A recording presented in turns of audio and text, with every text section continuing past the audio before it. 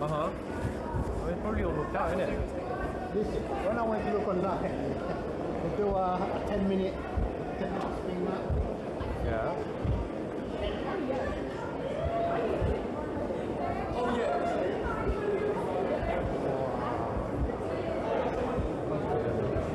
That goes this way. Did you see that one? They're actually legit. Look at the flipping thing on. Man.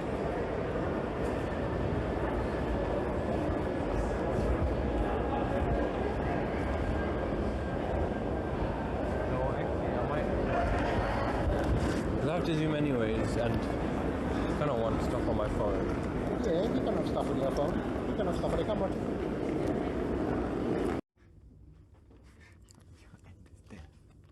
So, why would you be not taking any risks and just seeking comfort and then like doing all the logical things and all the safe things because the goal is not to, at the end, be the best off? Such as bringing Amanda to this place instantly. Oh my God. Don't do that. Don't twist it. No twisting it. It's just that's like, you know, to be profound. you have to be in that thinking state. Because when you're in that thinking state, you have to justify it. You can just do it. This is part one of the podcast with Nick. See you in a bit.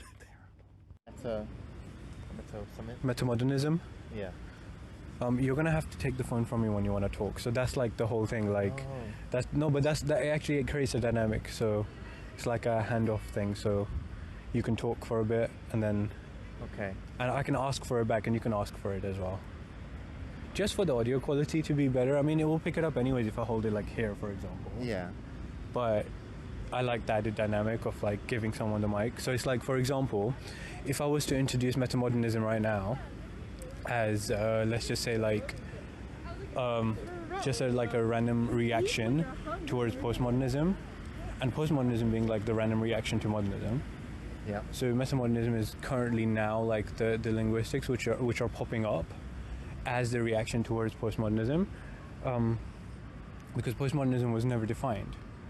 And it really, what my friend brought up, the point he brought up was it's actually got a lot more to do with innovation and technology over the 40 or 60 years that we've had, where modernism served its purpose in putting out information to the world that was very important, so change could be made. Now we find ourselves at a point where, in postmodernism we found ourselves in a time where communication was very wide. Like, you can talk, you have newspapers, and you have like news is being spread, like information is accessible but still through memes. But now we find ourselves in the age of the internet, and hence I think that's where the sort of meta-modernism starts, where essentially not just that, but before. So the distinction I found with it was that on the one side, in postmodernism, it's the era of curators. People are curating, and you're pushed to curate and like present knowledge politely and nicely. Whereas in metamodernism now, we are curating our own news feeds and our algorithms, which has its like ups and downs, but that's essentially how I would introduce metamodernism anyways. Like, what are your thoughts about it? Because I feel like we've talked about postmodernism and stuff before, so this was something I genuinely was curious, like, what you think about it. Ali's just passed the phone over. Postmodernism has, I know that's not the one. Postmodernism has modernism laid the groundwork. Postmodernism said, fuck that. We want to be we don't want all the rules, we don't want all the structure. It was very rebellious. Yeah. But it was to the point where it was like nihilist. And it was like saying no for no's sake and rebelling for rebel's sake. A part of it. There's one part that I look at, like with art. It just seemed like we just descended into this shock culture. And I mean, that would be the byproduct of it, wouldn't it? It wouldn't necessarily be just the cause. Go on. Would it be the effect, isn't it? That would be the effect of it. Is that what you mean? The I don't shock know. culture? I don't know. So you know how you just mentioned shock culture? I kind of see that as the dying wave of postmodernism. Okay. So what's the original? The actual shock, like actual physical, like inspiration and like or to just move and like protest or some shit. Explain. That was modernism. Modernism was literally like this is like Basquiat going and like writing something on a wall, and all of a sudden a group of people are just pissed off. Why are they pissed off? The news of the day. So if that was the I see the shock culture, like this fucking clickbait bullshit stuff that we have nowadays is still lingering, even in the age of algorithms. That is the end sort of low dip of it. And then we go into meta-modernism, where we don't necessarily need, by fact, clickbait.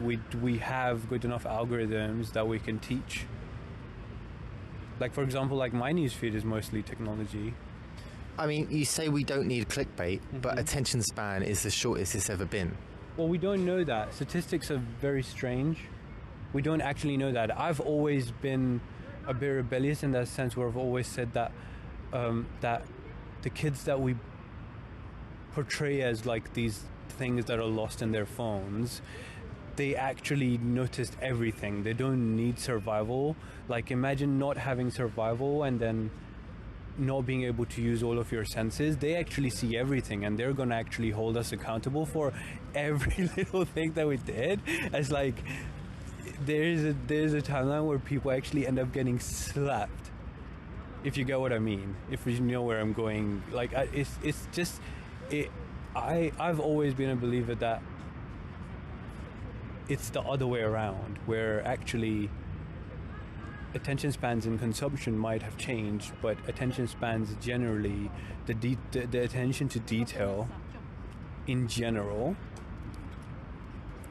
I would say, is increased. So where is the drawback? Where is the drawback of like not having attention spans and then instead having like these ultra, almost autistic level? You know what I mean? And I use autistic there loosely, by the way. I know I'm not allowed to say words anymore like that, but I mean it in a very like autistic, like in an ultra range sense. Hypersensitive. Not hypersensitive in a sense that there is a scale, there is a gray scale, right? And to acknowledge it as a gray scale and not acknowledge it as like one side which has like loads of white bits and one side which has loads of black bits, is an actual balanced gray scale. Yeah. And to acknowledge it like that is very overwhelming, because it introduces like infinities. Yeah, we don't like the unknown. We don't like that. We come up with these ideas where we simplify it, we bullshit it. Yeah, so when I say make it easier to autist, comprehend. when I say autist, I mean it in a very like loose sense. I don't mean it in the sense that you should try to cancel me or something. No one's trying to cancel you, Ali. Thank you. No one cares. Thank you. So you're challenging this notion that the attention span is being reduced. You know, I think there's an element of awareness, right? So ADHD. Yeah. It wasn't a thing. No, literally. It wasn't a thing. But that's the thing. I think we ultimately need accurate historical record. And like, we don't have that. Even as a company, and this is going back to documentation. Right. Just everyone tune out for a bit, because no one gives a shit about documentation. Proceed, Ali. This is Nick's episode, so I'm going to shut up. He has the mic. So how does the shock factor connect back to metamodernism for you, would you say? And like, especially, I want to start going back to your journey as an artist now as well a little bit. Like, really tell us about yourself. Like, nobody knows you here. Like, they might have seen you in some of my videos, but like, not many people know you here. So explain your journey, and I think in your journey we'll find a bit of this document that we just referenced. Documentation. All right, I'm going to go back to the shock factor. I've noticed something. There is a growing trend of Instagrammability creeping in to let's say, art exhibitions. Okay. To the point where it's made up this own category, and I call that Instagrammability. I don't know what else to call it. And it's these places that are like art installations, but they are supposed to just focus on sensory experiences. Okay. What's going on? Sorry, I was just sanity checking if it was still recording. I have my to. God. It's like a camera habit. You know, like, in events, we had to record for like a really long time, but Yeah. cameras only record up to 30 minutes. Yeah. So we made up this mental clock Yeah. to just like I get check it. every time. It's nuts. Yeah, it's fine. Sorry. Okay. There's these places that are just built, designed specifically And they're for... calling them, what are they calling them? I don't know. I call it Instagrammability. No, there's a name for it. It's like, they're not called installations, they're called experiences. Yeah, experiences. Yeah. Oh, immersive Immersive experiences. that's the one. experiences. And so you've now got previously greats of the art world, like Dali, Yeah.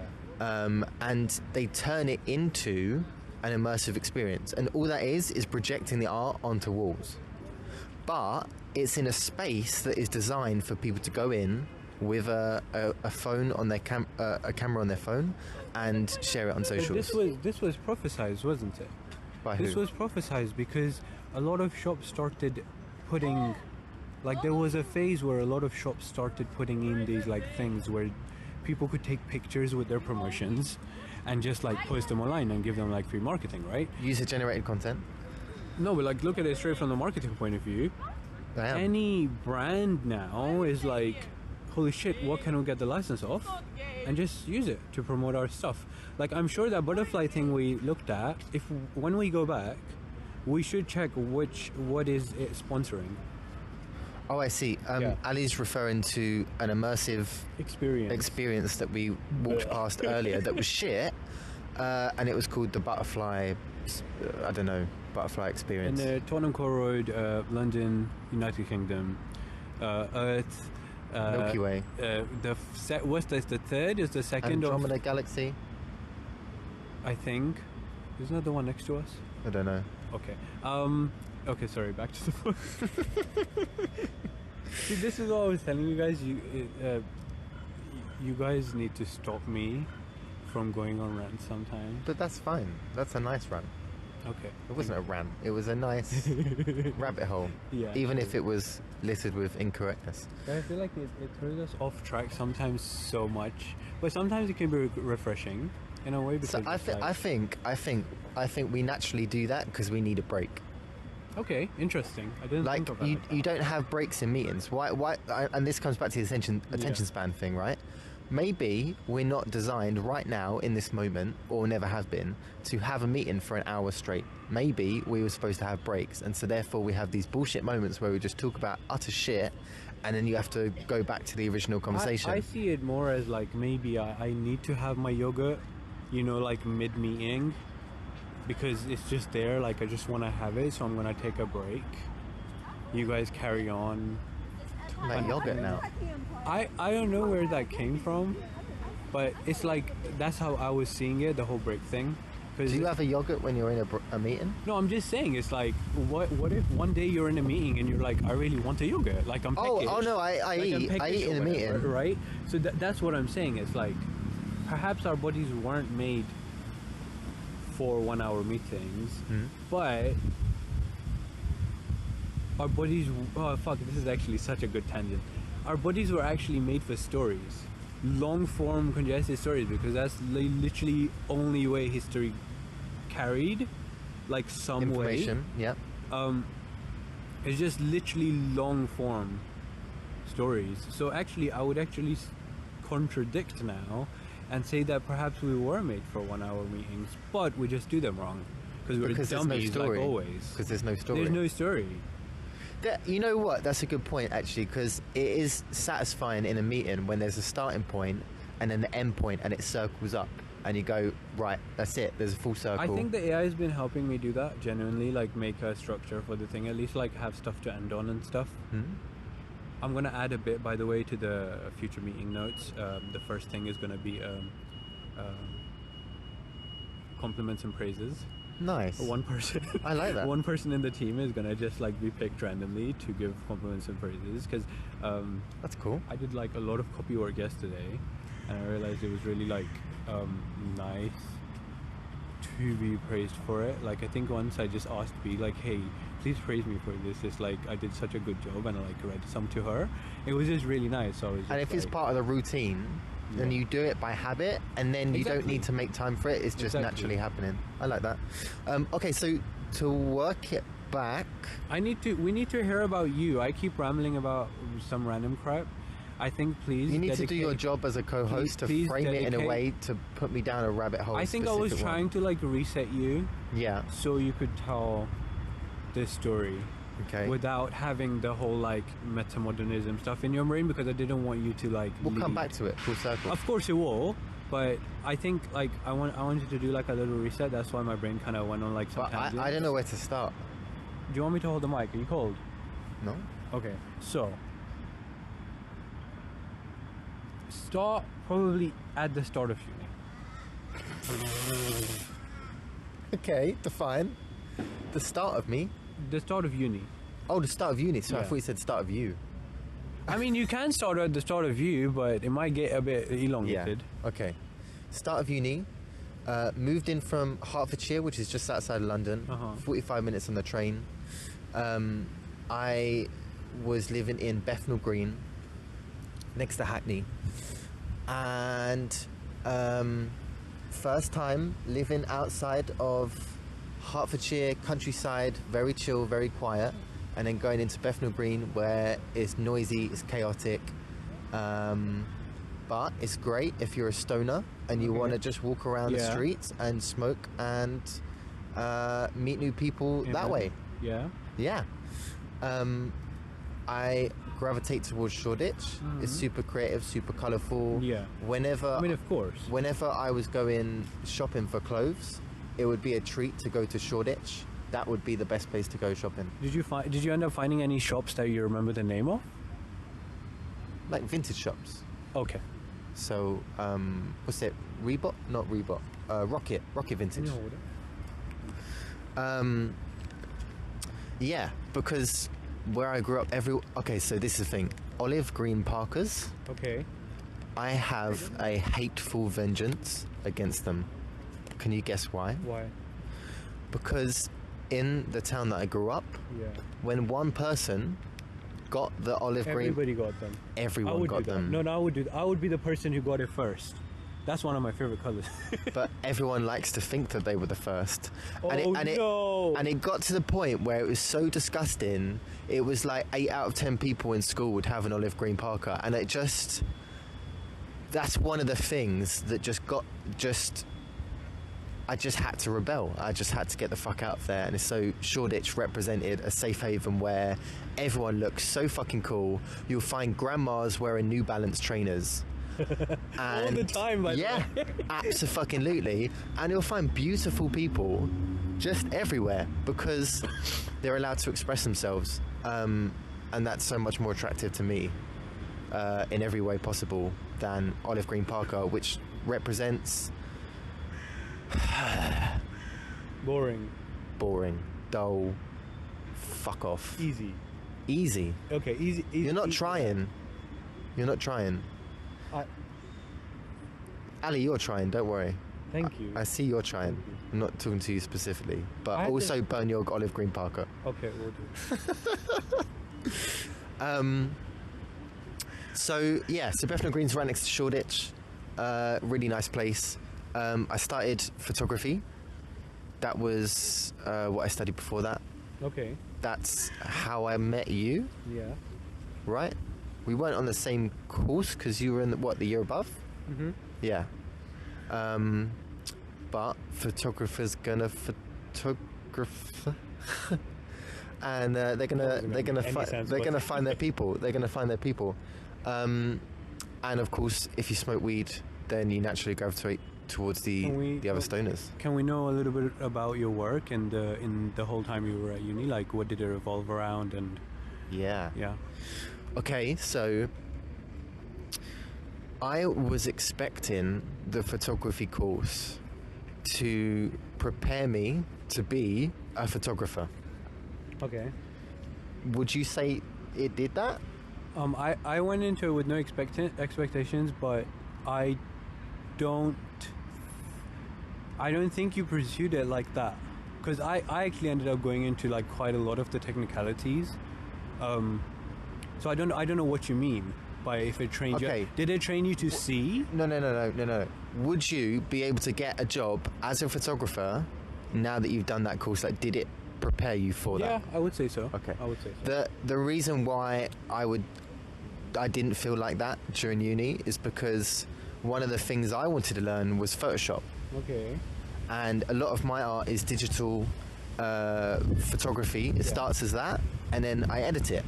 And so when I was doing that at uni, This is the corruption of digital art. true, we had two old photographers.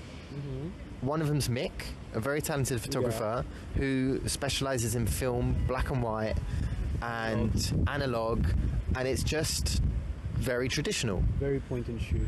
Very point and big shoot. inspiration for me personally. And we can return back to that. And there was like, he was teaching me Photoshop, but all he could do was crop an image. Like he just didn't know, and that's not his fault, even though he is the fucking tutor teaching photography. And so I'm thinking, you're supposed to prepare me to get a job in photography, and I know as a fact you need to know Photoshop, and it didn't do that. Yeah. And so that was my intention going in, and so I was always thinking from like a multidisciplinary point of view, and I think the best way of talking about it is like collage, right? So when you're doing collage, you're stacking lots of things on top of each other, and you're making something new. Yeah. So you can stack photos, you can stack drawings. You're putting like a lot of things together. Absolutely. And so that frame of mind, you're thinking in layers. Yeah. And I think that translates, that mindset is something that is a real skill to learn, and it translates into lots of different kinds of art. That could be video, right? 3D as well. 3D. Yeah. 3D is a really good one. And I think to a certain extent everything, right? Drawing, you've got to think in layers and lighting and stuff. Just as off a tangent, where do you think digital art's going to end up? Like, what is going to be the most optimal form of creating digital art one day? Because currently it's like, even for like paintings, people are already starting to drift towards like modeling the base and then sort of like painting on top of it to add details and stuff, so they can kind of see like around. So basically, like they sort of have more like flexibility. They've drawn the whole scene, but they can actually take pictures of it from different angles and stuff, which is very cool. And like they can add layers and like different color stuff, which is an interesting shift. So where do you think this would what is the most optimal form? Is this actually VR, where like you can just hand mold things and like paint in things? Where do you see it? I've gone a bit biased. I can Because of your current job. Because of my current job. Yeah. I'm now looking at AR. Like there's definitly so much that people don't realize is going to come out of that. Okay, so give us the sales pitch for AR then. Virtual reality is creating your own world. When we think of virtual reality in the future, we think of a lonely person who's having sex with an invisible person, and they haven't been out the apartment for 3 weeks, and they die because they haven't had enough sleep or enough food, or they haven't seen enough people, and they had a heart attack and no one was there. Referred to as a hikikomori. Do your research. Okay. So that's... Oh, wait, that's the Japanese thing of the younger generation. What is it? Not being social. Is that the thing? Okay, I have heard of that. So that is the image that I think a lot of people have in what VR is. I think the difference and perhaps the improvement of AR over VR is that it is grounded in reality. It incorporates. It incorporates nature, reality. You go outside, and we saw, right? Pokemon Go is the best example. It's so difficult. Weird reality, by the way, here where we're both wearing VR headsets and there's a virtual camera looking back at us and projecting our AI faces on top of us. That's doable right now. Mad. Like, actually. Mad. So, Pokemon Go is a really good example of one thing that's really difficult is getting kids outside the house. And why? Because they want to play video games. So if you can get them playing video games outside in a more physical, really social interesting. Are there way. studies behind this? Well, I don't know. I haven't looked into that. So that's a complete different mindset, and what it does is it changes this idea of video games as this thing that you do in the basement. Yeah. And it's antisocial. You could be outside playing with your friends, and instead you're doing it this way. And then our generation's gone, actually no, video games are quite social. That's how I keep in touch. So, for example, in lockdown, how was I keeping in touch with people? Exactly. Like, what was the thing we used to say? Verdansk was our home. Yep. In lockdown, yeah. Yeah, absolutely. It was a way of checking in, and we'd have one time a day where we would chat to our friends for an hour, and there's no pressure to talk about everything. You have that distraction. It's the same like I socialize with people playing pool because you're there for pool, and if you want to talk, you can. Yeah. And it's the same with smoking areas. You're there to smoke, so the pressure's off, which is why you have the best conversations, because it doesn't feel awkward, because you can, if you don't know what to say, you just smoke. You just game. You just play pool. It's interesting. It's a crutch. It's an interesting comparison. Please elaborate on it. Why did your mind go there? Comparison of what? Like gaming to smoking. Because stoners are the people that want to get invited to the party, but they don't want to be in the party. In my experience. So you have really great people. I always love going to a house party, and then the smoking area is where you can hear the music. Yeah, exactly. Because you're not pressured to dance. The music's there, but it's not loud and overwhelming. I've gone to house parties and just taken over couches. Absolutely. And those couches end up very live. The couches is the same thing. We end up playing like Wii Sports, tennis. Nice. And once again, it takes the pressure off the socializing part. I guess so. I think sport is another one. Recently, I've started getting back into football, and with this group, I'm very antisocial. I'm very there for the football. Yeah. And I don't know these people. I wouldn't normally hang out with these people. They're not my tribe. And I'm slowly warming to them. Yeah, and slowly like having more conversations with them. But it's nice because if I was just there at a house party, I'd be pressured to talk to them. And I don't want to, because I don't have anything in common with these people. Yeah. Anyway, tying it back to AR, the issue has always been, how is it going to be delivered? So with our phones, AR is shite. It's terrible. I mean, it's not. You know, I just think actually we just haven't had those crucial apps yet. Like, you know, like Tetris for like the computer. Yeah. Like, I feel like we just haven't had those crucial apps yet, which are so lightweight, and they're so ultimately lightweight that some like open source community comes up with a headset which is like super easy to make and like is super cheap. I think that's like the convergence there. Please do bring up the convergence. Convergence will definitely be mentioned. We need a convergence story. Okay, so are we touched on AR enough? I think so. Okay. Well, then we'll go back to convergence. Okay. So I'll tie it in. So started photography. I was into editing, hyper editing. I think that's a term that we've... Same. Yeah, okay. Me and Ellie both like hyper editing.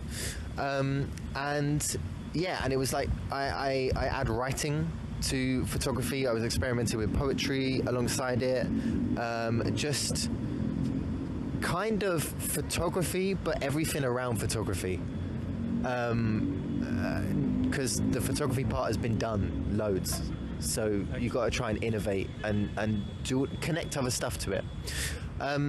So at the end of the first year, summer came, and I had this realization that collectives is a really big, I wonder where you got that. a really big part of why I need to be involved in art. And I think that it's something that is kind of forgotten now. It's not prioritized, and I'm really surprised that it wasn't part of what we were taught.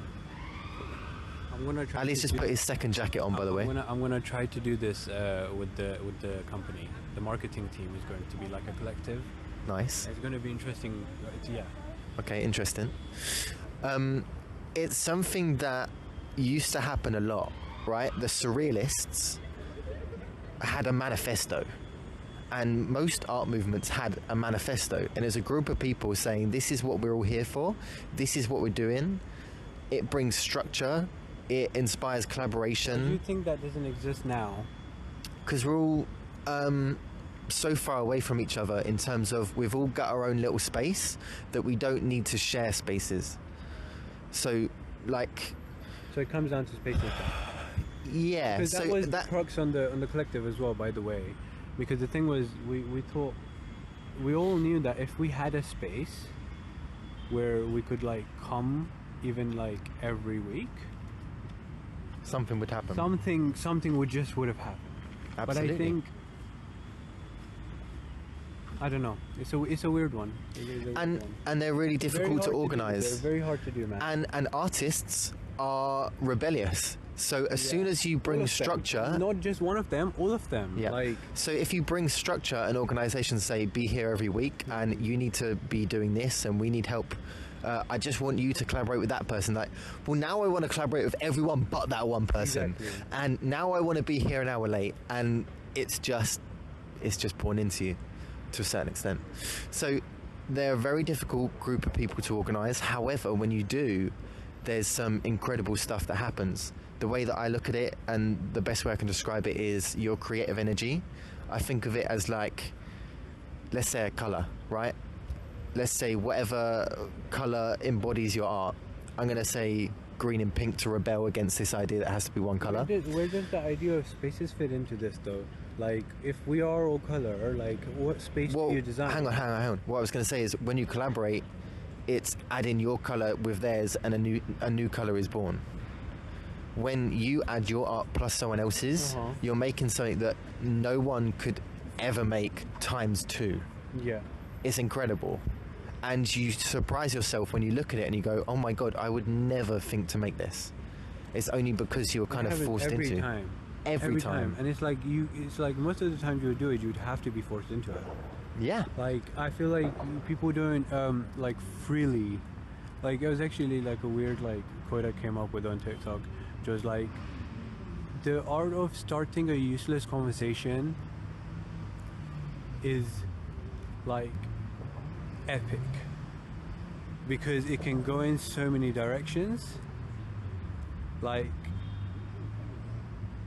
you don't necessarily like know what the other person how the other person would react. So in the sense of art, for example, if you have a person who sketches, they're obviously going to go in there and sketch because they're going to be comfortable with that. But I think the real meshing here, and the what you mentioned about like a new color being born, is when actually, like, and this is tying it back to conversation. I don't know how I'm doing it, but basically, like, conversation is actually the key, and communication is actually the key. Because, like, without the communication, you wouldn't. I don't know. I feel like the. Yeah, do you know what I mean? You need to develop on it. It's like Communication's the key. Communication's the key of everything, so it's fake. Communication is the key in a sense that, like, good communication can lead you like part way, but like, I don't know. I feel like it's hard to work with people. Why do you think it is nowadays that we have like less groups? Less group. Oh, okay. So tying it back to the artist groups, I think it's down to we don't need it. Because it generally, actually, We're not forced. Like, We're not forced if I to. was to be like unmasked, it actually gives me anxiety to think about as an artist, like generally. Unmasked? Yeah, like if I was to say like how I was feeling, like I would say that like thinking about collaborating has always been hard. Like I feel like there are very rare times in my life where like two artists have just like sat down and just like made something epic. Like I've either done it by myself or seen people do it. It's rare. Like it's almost fuck. What if we're on the wrong track? Because what if it's more like bursts? Like these little like bursts of communication that happen. It's like hard to match those bursts of communication because you might not feel this certain way as the other person. So, because in my brain right now, I'm kind of battling collaboration. Like, what is the optimal form of collaboration? I think that you've got to be open. Because if you go in there with the mindset, yeah, it's going to be like this, then maybe it's more like a commission. Okay. That's not as fun. Yeah. It should be something that is, you're open to a new color and you don't know what that color is, and it spits out this most like strange thing that you've never seen before, and that should be good, as opposed to fuck, it's not what I wanted it to be. How do we promote this behavior? Like, what do we do to encourage people to do this more? It comes back to spaces. You've got to make spaces where you force people to collaborate. Not force, strongly encourage and put them in a situation where, so for example, right, open studios. Okay, go on. Open studios where you're being around other people that are making art and you get to see what they're making, like, oh, okay, that's cool. First bit is taking inspiration, right? Yeah. If you don't like the work of the people around you, why would you want to collaborate with them? Otherwise, you're just going to be drawing over what they've drawn because you're correcting it. You've got to be inspired by them. So, tying it back to convergence, Nice. my approach for convergence online was finding 20 people on Instagram that I like their work. I reach out to them and say, would you like to all get together in a shared space? How many people did you end up contacting in total? In total? Also, it went. Can I please bring this part of the podcast to a pause? Shall we go and try to find like a warmer place to just relax in? We shall see you in a warmer place to relax in. Probably near books. Hear the warmth in our voice. You'll hear the warmth in our voices. So I started the Convergence Online Artist Collective by inviting 20 artists that inspired me on Instagram, and the reason being was I was wondering why people were using Instagram the way that they were, which is they post it up and then occasionally you'll comment on other people's pictures, videos, art, and say, that's cool, I like that, and that's it. That's where the feedback ends, and that's the extent of your inspiration being passed on to someone else. It's not very collaborative, it's not very deep, it's not very satisfying. And then if you don't get that feedback loop, if you don't get that, the likes or the comments or whatever it is, or the followers, then you're not a successful artist, you're not inspiring people, you're just like shit and you're by yourself and it's lonely. So why not get 20 people in one place, and this place just happens to be digital, and because you've got digital art, you've got that freedom to collaborate with people all around the world, and it's really easy. It's really fucking easy. Someone introduced. So I invited 20 people. I think we had about 16. So let's say 4 people no show, and then I reach out to them. I say, "Would you like to collaborate? do you know anyone else that you would really like to collaborate with? Yeah. And do you know anyone that would be interested in this? Right, so we get 16 people. We put them all in a Discord server. I wasn't familiar with Discord. Someone else set it up for me. Yeah. Jared Scott. Shout out to Jared Scott. It's very good. Really cool guy. And it just took off. So we organised 1 week where we would be collaborating with each other. And then we'd make like a Google Drive. Don't worry, plenty of documentation, Natty. Not enough. Not enough. Not enough. Yeah. I know that's where your mind was at. I mean, it wasn't my thing, so I didn't flame it, but I'm sorry. He was there just on the sidelines scowling. And so, yeah, during that week, we made loads of stuff. And it was like you start off with one person's image and you pass it on. And you don't know how you don't know what the outcome's going to be. But as long as someone says, yep, it's done now, that's it. That's the final thing. And it's about practicing that as okay, right? So you only put images that you're okay with someone destroying and wrecking, right? You basically say goodbye to it. And then someone else maybe turn it into something cool. Maybe you hate it, and that's okay. You have to be okay with that. Can I please go back to the idea of documentation? No, like, no. How long did this last? Like, you know, if you would have documented it properly, right? It would have sort of carried itself. It would have self-organized. It was self-organized. But so when was the last time this happened? I gave up. No, but that's the thing. So it wasn't. No, I understand what you're saying. I understand what you're saying, and it was, and then it gave up. Then they gave up. No, but it could also okay. So look at it even from this way, right? What if it had a website, as a web page, which sort of step by step went through all of the things you needed to do to participate. Yeah. The steps. nice interject. Steps. Well, you just couldn't find the word for the steps. We're sitting in linguistics, and you couldn't find the words, and you're struggling with language. Perfect. Yeah. Okay, so. Wait. Let me get back to it, because go. there's some things that you're touching on which actually we did do, and there's also, and I literally wrote a blog post about this the other day about like what things I'd recommend to someone else doing this, and what have I learned. I was flaming unnecessarily, and you should post your blog post on LinkedIn. That's part of the plan. So one of the reasons why this worked so well is because coincidentally it was just before lockdown.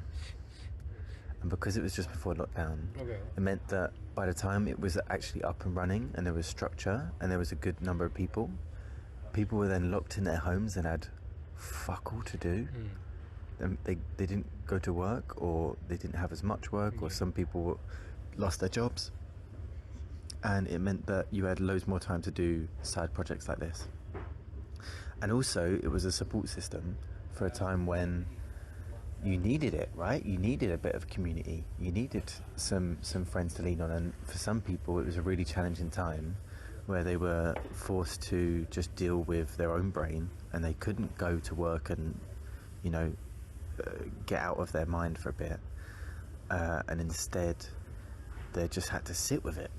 And not everyone is equipped to deal with their own brain. So having a support system is really helpful in times like that, and I think it went on to be that. Doing it for a week straight ended up not being great. We ended up pushing it to 2 weeks, 2-week period. It's good to have some kind of time limit, because then it gives a bit of structure, some rules. And for artists, as much as we like to rebel, it's saying, okay, you can draw anything, gives you too much freedom, and you go, fuck, I don't know what to draw, and so you're staring at a blank canvas, right? Just as an interject, it would be very cool to do a remix thing somewhere, probably like either on TikTok or like Instagram, where you post a thing and then you pass it on, and somebody else we can tried that on it. So how did that go? It wasn't as loved by everyone. I enjoyed it. I like the idea. Did it a better UI? Like, was the UI the problem? Whereas is it like, would it have been better if you had a website with an actual thing where like only one thing is there, and then somebody else can draw onto it? Maybe it would take some iterations to find the right way to do it. Yeah. or a better way to do it. Yeah. An interesting process to find out, though. True. So we did this, like, let's say 3 or 4 rounds, and then it just became like a just do it when you can. What kind of artwork came out of it? Great question. Yeah. Really great question. So these are all digital artists, and a lot of them were glitch art. Yeah. And not many people really know about glitch art. It's kind of this weird, super niche thing. You might have seen it, but you don't think of it as its own category. Not many people talk about glitch art. It's quite underground in a way. Very underground. It's in a weird way, because it's like you can find it quite easily. True. But it's not something that would come up on your feed because the algorithm just, glitches out. That was terrible. That was terrible. And I actually found a lot of people describe my art as glitch art, and I was like, huh? Really? Yeah, I was really confused. And I think it's like that hyper editing. It's adjacent. It's adjacent to glitch. You're hitting like the top end of the graph there. Yeah. You're just fucking it up and see it. Oh, actually, you're leaning into the stuff that is considered bad, sorry, right? Interject. Important point. Main topic. Not main topic, but semi-main topic. So, Meta-Modernism, the one observation I actually made and I wanted to talk to you about was that things have gotten louder. Like, everything is getting louder, music is getting louder, visuals are getting louder, it's very, hyper and stuff like that. Like, why? I don't understand. So you know how, now you have, hyperblocks. So let's look at music. So we get from classical, which can be loud, but quite simple. Then we get to pop, still simple, and then you have hip hop, You're saying and then trap, and then music? no most trendy, but it's just it's an observation that things are just generally getting louder. There's a resurgence of quieter stuff like jazz and stuff like that. Lo-fi contradicts that. But that's what I'm saying. It's in the age of living in everything. Yeah. Why does it seem like the things are going overall louder? I don't think that's true. It doesn't feel like that to me. What does it feel like to you? It feels like you've got a little niche for everything. So if you want loud, you can find it. If you want quiet, then you go for lo-fi. There's always something for everyone. You got everything. There is no. I mean in the realm of popular. I wouldn't know. I wouldn't know. Yeah, to be honest with you, I'm probably the wrong person to talk about this as well. You got two people that aren't the norm. Yeah. Talking about what's trendy. It's not good. What were we talking about before? Glitch art. So basically, people thought that your art at that time was glitch art, but I don't think it was. No, and I didn't think so either. I was really confused by it. And then maybe a year later, I kind of looked back on it and was like, oh, I kind of get it now. And I think that was just being inspired by 20, 50 glitch artists around me. Actually, I think I sat through one of the people I don't remember the name of. They From the Convergence? Yeah, they just explained. No, there were 2-3 people involved of me just being very confused, and they introduced me to the whole thing. It was really nice of them, actually. It was so nice. They gave you a little history lesson. No, even a history lesson, a full-on tutorial, and by the end of it, I could actually just make glitch art. It was really cool, because before that, I was trying to do it through code, which I did. What kind of way were they teaching you? Photoshop? There's different ways. So you could do it through Audacity. Mm-hmm. So that's a music software. Yeah. I know now that you can do it through Ableton as well, which I have done before. But on the other side, where you turn visuals into sounds. Yep. Yeah, it's a really cool world. Actually, I actually think it promotes a lot of experimentation and play around. And if anything, actually, with the current CEO management brain that I'm in right now, actually think that would be a really good training activity, group training activity for everybody in the company to do, because it'll promote experimentation and just sort of looking into the unknown, like not seeing it as like something which is good or bad, just sort of just looking into it. It's abstract art. It's like looking at clouds and finding faces, right? It's just a good thing. It's a good practice. You're not seeing it as a cloud. You're just seeing it as whatever you want to see it, and you're not going to tell someone, oh no, it's not that. Like, Exactly. like because you know that they probably did see a face, even though you see a I guess penguin. I'll repose the question then. Why are people? Why is it so hard to get collectives in the age of like complete communication almost? Because everyone's got their own feed. Everyone's got their own niche interest. You don't. Is that You're being. what- There's less overlap between you and someone else, and which is why we like. Is So, that- for example, we don't have to listen to other people's opinions. Is that the undoing of Meta-Modernism then? Is it the undoing? Yeah. Also, we're going to move on to another topic soon, which is called brutalistic conversation. It was. I think this is what he's reading, maybe. No. This was brought up in an earlier conversation that Nick does not remember, I don't think. And I wanted to bring it up on this podcast episode. Is it a sense of humor? Do you mean brutal sense of humor? We're talking about talking, like conversation in general, but in a sense that like there's a purpose or something. I don't remember it completely myself, but Ali wants to bring up a conversation he doesn't even remember, and I don't remember. No, I remembered brutalistic conversation, and I quite enjoyed it because I felt like it was like, okay, so imagine brutalistic architecture, right? Like very concrete, very solid, like very defined. Heavy. Yeah, and like unmoving almost. Yeah. And then imagine now put like reference language into that, like like a form of communication in the style of brutalistic architecture. Sure. I think of Vikings and how the words that they introduced into the English language is like shout, fight, grunt, stuff like that. Like they've just stayed there because it just says what it is. It's onomatopoeic. You don't need to make it more flowery. It's just that's what it is. Yeah. Because that's what language is, just grunts and shouts and in between fighting. That's not really where you want to take this, though, is it? No, but I genuinely didn't know where I was gonna go. I thought we needed like a little break section. Yeah. This wasn't it. Maybe it was.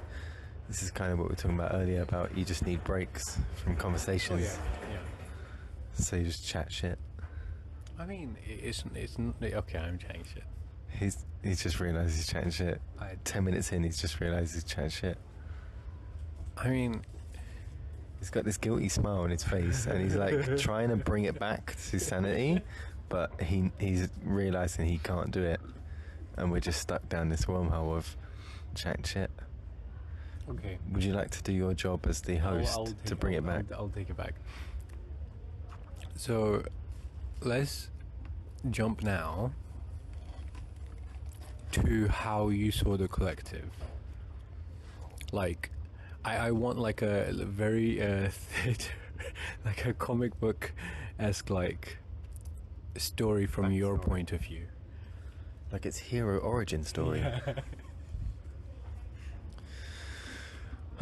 Okay. Yeah, so you've got this place that was this shared place, this communal.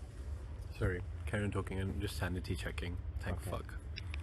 You got this communal space that was made, born out of a time where people needed community. There's lots of fear, lots of people like, being angry. Like political situation was really, there was a lot of unrest politically in the States, and a lot of people were in the States at the time. Okay. Lots of people not listening to other people's views, and this was a space where actually you are collaborating, you are chatting, there is a sense of community. That's kind of a cool origin story. We then transition back into post-COVID, where everything's very weird, and we're kind of like, there was lots of people that kind of were forced to work on themselves mentally. I feel like tell it. Pick one and pick one of them and tell the story. I think, from what you Pick one of what? Of one of the stories. One of the stories. Yeah. From that time, like maybe to do with the collective. Like, what do you remember, for example?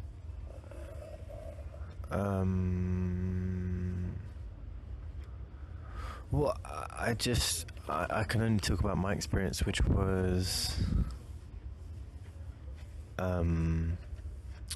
yeah, like finishing uni and having this as something that I'd built myself, and then finding work and trying to balance side projects with work, and that whole work-life balance, plus side projects, plus side hustles, plus socializing, plus being fit and healthy. It's impossible. It feels impossible, and we're not really taught how to do it unless you've got really great role models. And so as the time reduces, you can't dedicate it to these side projects, and then it's about, okay, can you create something that is self-sustainable? It also went into Web3. There's lots of education around that, like people, so one person from there got me into it. That's then led to me learning about blockchain, NFTs, stuff like that, and I taught myself that most days, like just like subscribing to stuff on YouTube, and learnt so much that I then got a job in that industry, and then a second job in that industry, and now that's the niche that I'm trying to get into, all from one artist just explaining to me just the basics and taking the time to do that. And then that most of the people in the collective kind of gravitated towards that.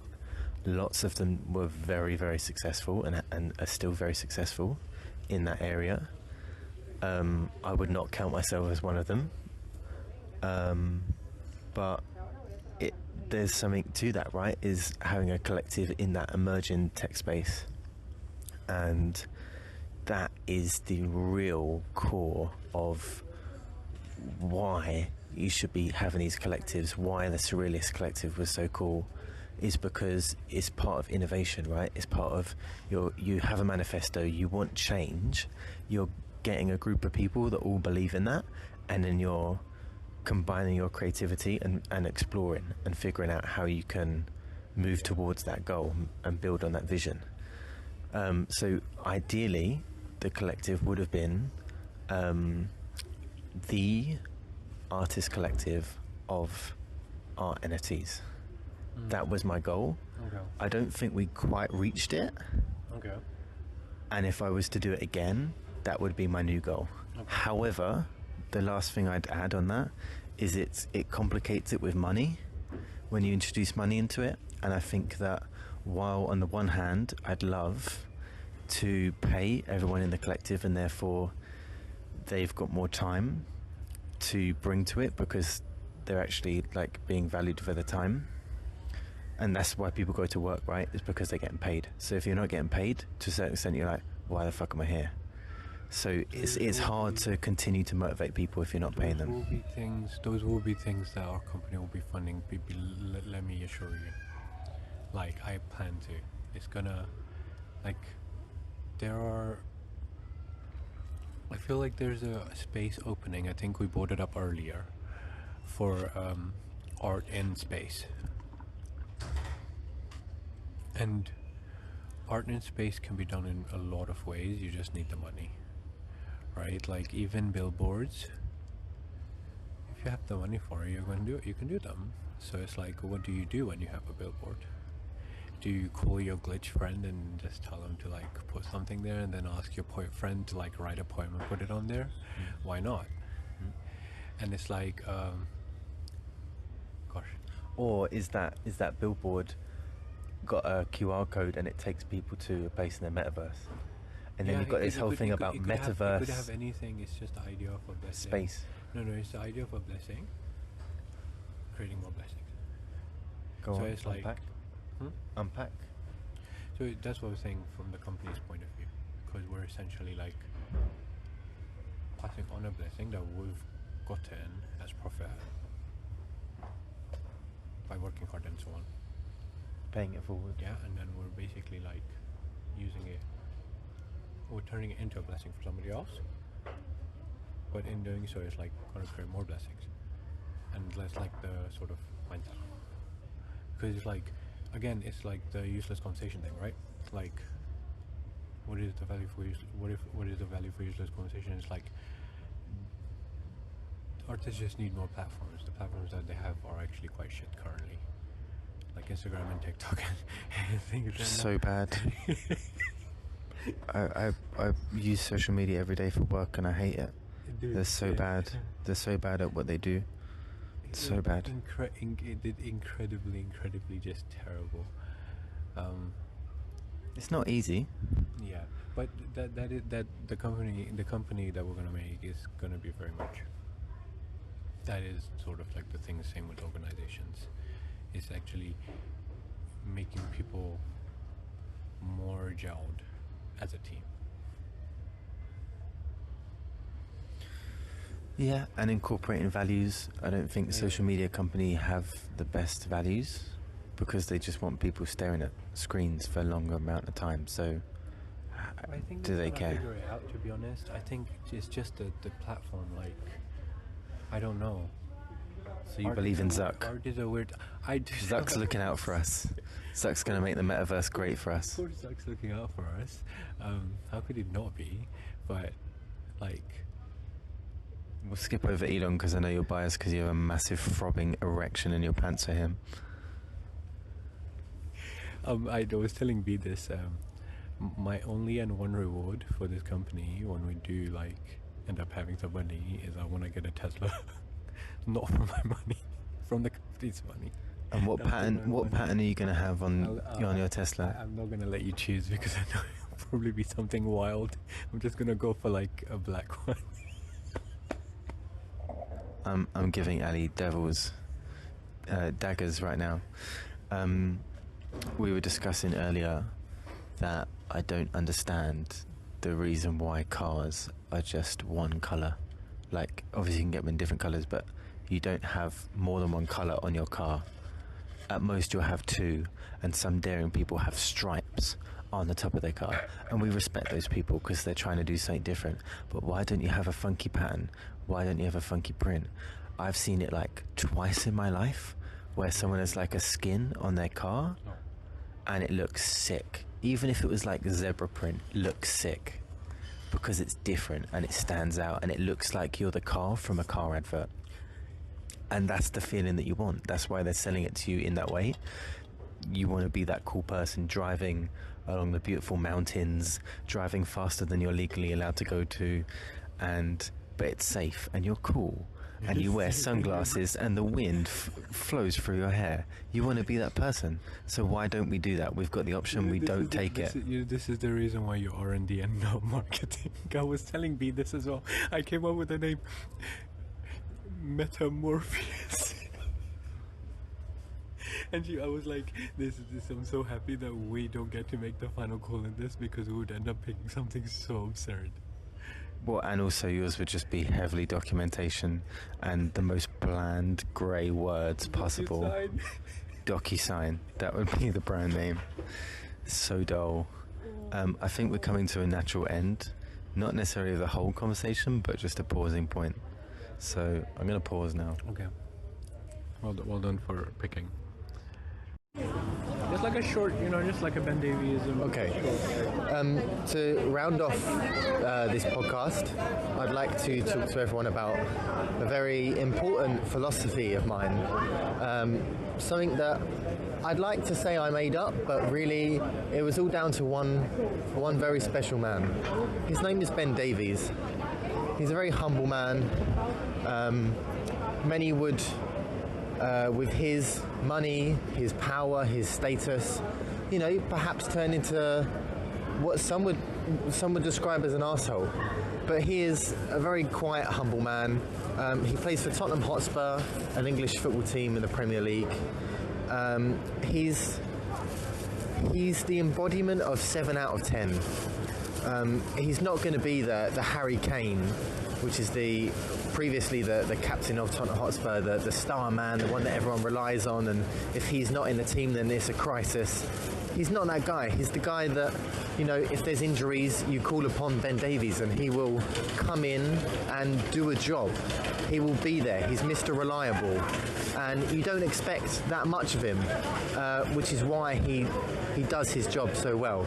And I've turned this into a philosophy in all areas of life, and I call it Ben Daviesism. I've shared this with my dad when he asked for some advice on why, or he was having hissy fits whilst playing sport, and he was getting annoyed that he wasn't the best one there. And so I gave him this advice, say, look, just try and release your inner Ben Davies, just strive for 7 out of 10 in all areas of your life, and you'll be content and you'll be satisfied. And in the months after that, his friend actually said, have you been getting a teacher, a tennis teacher? He's like, no. He's like, there's a massive improvement in the past couple of months.